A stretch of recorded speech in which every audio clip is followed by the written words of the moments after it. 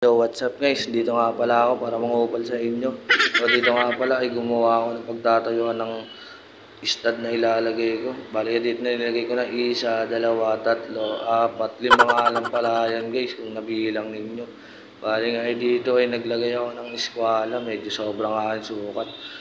Hindi talaga makawala ang pagkakamali. Hindi naman tulad mo na perfecto. At nung nakahanap nga ng Jembo yung kapatid ko, ay binira niya na pala yun nasa dulo. Nice. Bali, umakyat na rin pala ako ng hagdan para sukatan ko na yung magkabilang mundo.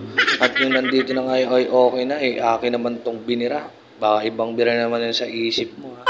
Bira ka kasi ng bira eh. Baka mamaya eh, tiyok na pala yung binibira mo. Aray ko.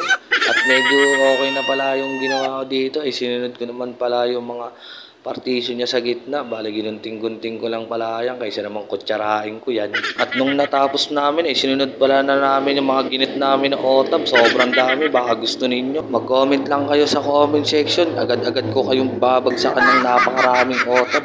At ayun nga guys, nagmalaporman nga pala ako. Sabi ko nga sa kapatid ko, ay dito niya ilagay kasi dyan din natin ilalagay ang bukas.